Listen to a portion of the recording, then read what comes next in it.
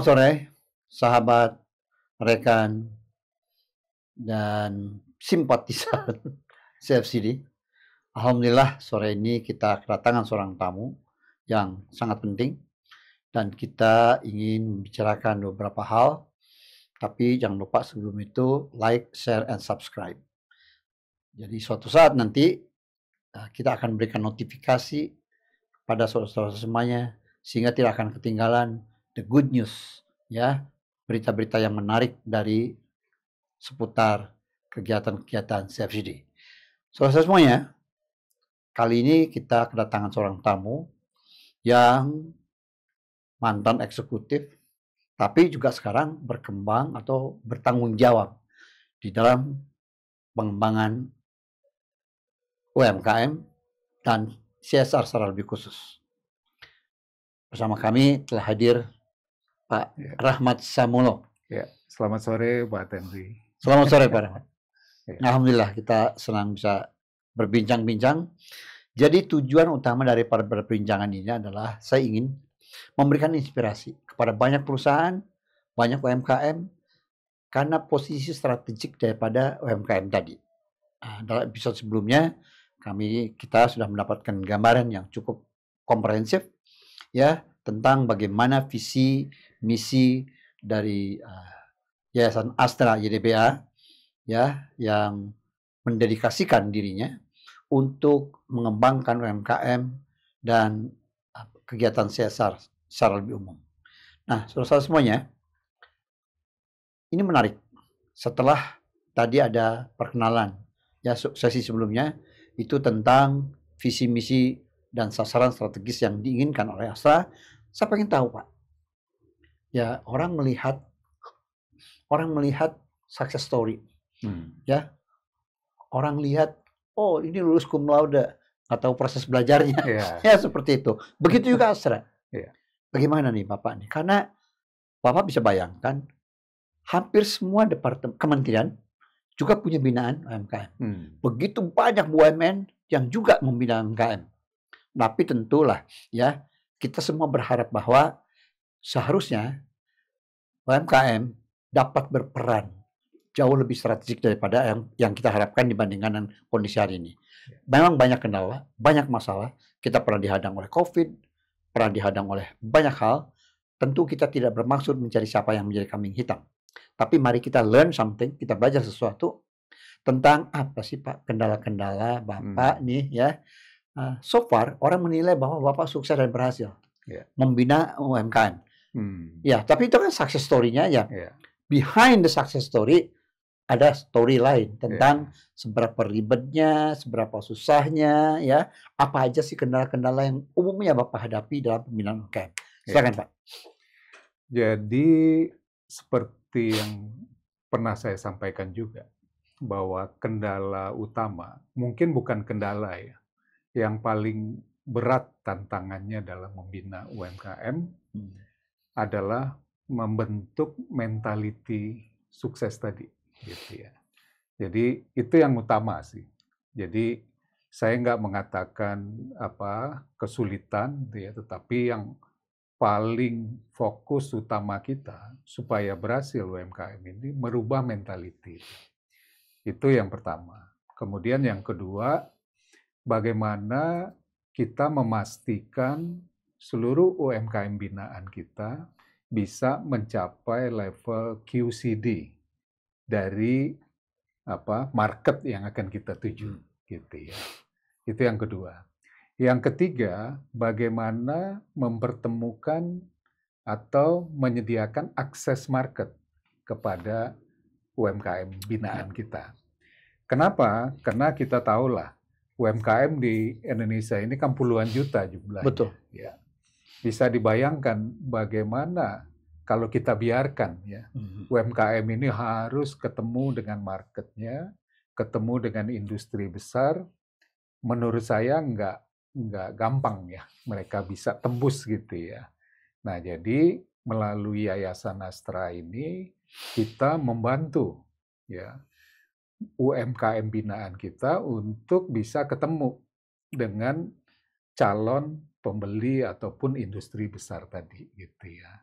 Nah, jadi kira-kira 3 itu yang menjadi hal besar ya di dalam membina UMKM, IKM di Indonesia, begitu. Yang utama, Pak.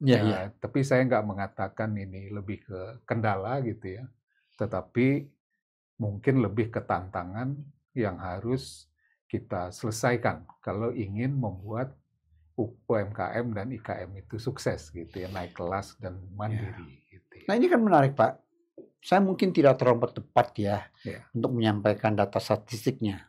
Tapi kalau misalkan kita bandingkan dengan beberapa negara yang lain, ya di Santero, ASEAN aja lah misalnya, gitu ya, peranan UMKM di misalnya Singapura, Malaysia, itu jauh lebih memiliki kemampuan untuk melakukan ekspor, gitu ya. Nah, tentu kita juga pengenlah mendapatkan privilege macam itu, ya. Nah, sekarang kan pengetahuan untuk mampu memasarkan ke luar negeri kan juga perlu knowledge yang banyak. Nah, ini barangkali ya, tadi Bapak udah ceritakan tentang bagaimana merubah mindset, ya, mindset yang mau berubah, ya.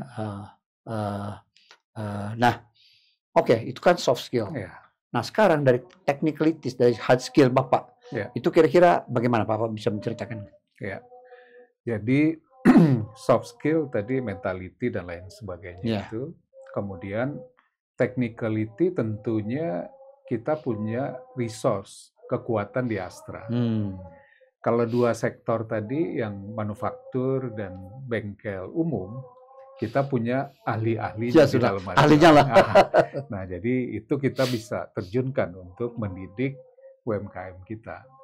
Kalau yang kita tidak punya kompetensi di dalam Astra, seperti pertanian, kuliner, dan kerajinan, itu kita kerjasama dengan pihak luar gitu ya, untuk membantu UMKM ini.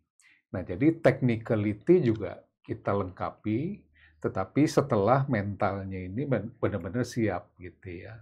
Nah, kemudian terakhir tadi itu, bagaimana kita menyediakan akses pasar bagi UMKM. Karena kita yakin ya, bagaimanapun sulitnya tantangan yang dihadapi oleh UMKM, kalau dia melihat ada peluang pasar di ujung sana, pasti semangatnya akan berbeda kalau dia nggak lihat dibanding dengan dia nggak lihat pasar ya di depan sana. Jadi ini yang kita sediakan sehingga UMKM binaan kita jauh termotivasi karena dia melihat pasarnya ada loh, udah diakseskan gitu.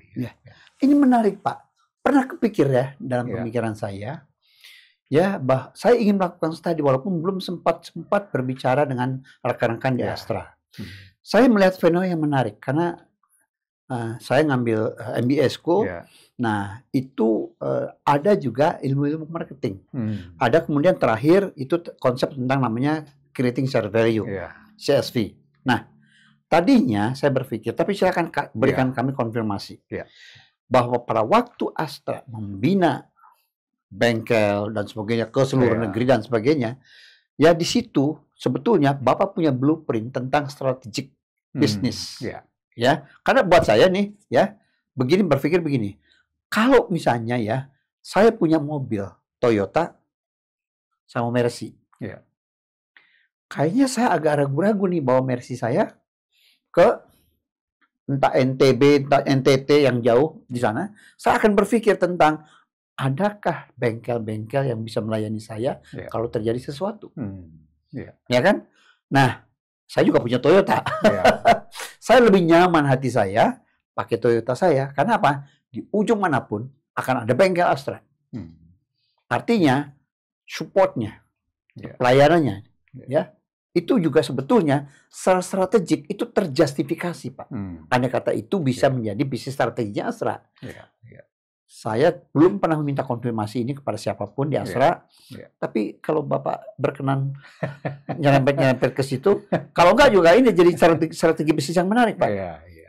Karena faktanya bahwa nyari spare part gampang, nyari bengkel gampang, make people comfortable untuk menggunakan merek-merek yang dikeluarkan Astra. Fakta. Bapak ada tuh mereknya kuat, brand Amerika.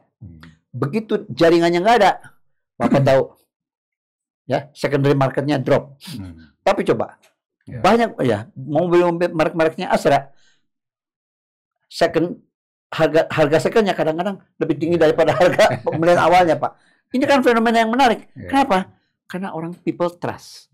Nah, barangkali ada serempet-serempet ke situ nggak? Walaupun agak spekulatif pertanyaannya nih. Ya, mohon maaf nih ya. Ya. Jadi sebenarnya apa yang dilakukan oleh Yayasan Astra YDBA ini murni ingin mengembangkan bermanfaat bagi bangsa dan negara. Nah, jadi kita tidak pernah berpikir bagaimana kita yang kita lakukan ini selalu bermanfaat bagi bisnis Astra. Nggak begitu gitu ya. Jadi pokoknya kita fokus gimana mengembangkan UMKM di Indonesia gitu ya. Apakah itu bermanfaat bagi Astra atau tidak, itu urusan lain gitu ya. Nah, jadi oleh sebab itu kita lebih fokus gimana supaya UMKM ini bisa naik kelas, mandiri. Pada saat mandiri kita tinggalkan mereka udah bisa berdiri di kakinya sendiri gitu ya. Jadi memang kita nggak pernah berpikir membina UMKM ini akan bermanfaat apa enggak bagi Astra gitu ya. Tetapi tujuan utamanya jelas bagaimana memberi manfaat gitu ya kepada UMKM yang ada. Iya, sekarang kalau misalkan apakah Bapak mau mendinai bahwa apa yang Bapak kerjakan itu juga memberikan manfaat kepada bayarnya. This is part of your responsibility anyway. Ya kan, Bapak jual mobil, harus spare partnya tersedia, bengkelnya tersedia. Sebetulnya dalam konteks ISO 20000, this is part of your responsible corporation, Pak. Karena menjual, tapi nggak menyediakan bengkelnya, nggak menyediakan spare partnya. Oh, you're just creating my problem, kata pembeli nih. Ya kan? Sebetulnya kan ini keren dari perspektif strategic bisnis, Pak. Ya kan? Nah, untuk saya sebetulnya ini juga bagus untuk any companies basically, bukan hanya Astra ya, bukan spesifik Astra. Any companies. Ya, maka after sales service-nya dan sebagainya itu juga. Tapi kemudian hari ini Bapak mendinai bahwa not specifically dirancang seperti itu. Gimana? Saya pengen konfirmasi kepada Bapak. Karena prioritas kita memang mengembangkan UMKM supaya bisa mandiri. Jadi itu yang jadi tujuan utama kita. Kalaupun ada manfaat bagi bisnis Astra, yaitu kita anggap sebagai impact atau bonus lah. Gitu ya. Nah, jadi karena kalau urusan bisnis sudah ada yang ngurus juga di Astra gitu ya. Jadi, jadi tempat kita lebih fokus ke pembinaan tadi, gitu ya. Pak, Bapak boleh percaya boleh nggak? Ada bengkel, mungkin bengkelnya jelek lah. Tapi di situ ada tulisan binaan Astra. I trust so much dan saya akan mampir ke situ. Bapak kebayang nggak bahwa ternyata itu memberikan kenyamanan. Kenyamanan buat pemakai. Bukankah itu merupakan part of responsibility of the corporation? Ayo. Mungkin itu yang saya sebut tadi. Mungkin ada dampaknya gitu ya. Tetapi sekali lagi kalau kita posisi di Yayasan Astra, fokus kita nggak ke sana. Ya. Tapi kalau ada nilai positifnya, yaitu tadi alhamdulillah kan gitu. Tetapi itu bukan tujuan utama kita di Yayasan Astra gitu ya. Yayasan Astra akan fokus bagaimana membina UMKM supaya dia naik kelas dan bisa mandiri. Baik, terima kasih Pak. Sebetulnya ini nanti mungkin untuk episode berikutnya. Saya masih ingin bertanya kepada Bapak, tadi this is opportunity, this is challenge, this is tantangan, gitu ya. Nah, betul bagi orang-orang yang mampu menghadapi tantangan, menghadapi challenge, gitu ya. Dan Bapak tahu bagaimana melakukannya. Tetapi tidak semua knowledge, experience itu dimiliki oleh banyak perusahaan. Saya pengen Bapak sharing nanti pada episode berikutnya. Karena itu pengalaman Astra akan menjadi oleh-oleh learning. Paling tidak untuk dari perspektif manajemen. Saya ini kan orang CSR yang melihatnya dari perspektif manajemen, Pak. Nah, jadi oleh karenanya saya ingin Bapak nanti share ya ke kami untuk supaya korporasi yang lain juga learning something, ya belajar sesuatu tentang bagaimana fungsi-fungsi perspektif strategik dari doing CSR and how to be responsible corporation. Sorry, waktu juga yang membatasi kita. Kalau kebanyakan nanti mungkin akan bosan untuk didengarkan. Oleh karenanya nanti akan menjadi episode berikutnya. Terima kasih Pak Rahmat atas terima kasih kesediaan waktunya. Nanti akan kita lanjutkan untuk episode berikutnya. Semuanya, saya akhiri saja untuk perbincangan kita kali ini ya dengan ketua ya, istilahnya ketua Yayasan Astra YDBA. Itu kira-kira seperti itu sekarang. Ya, brandingnya seperti itu. Barangkali itu dari kami. Terima kasih atas kesediaan saudara-saudara semuanya untuk menyaksikan ini. Semoga menjadi pembelajaran yang menarik untuk how to be responsible corporation dan juga bagaimana kita bisa berkontribusi kepada pencapaian tujuan pembangunan berkelanjutan. Terima kasih. Selamat sore. Terima kasih.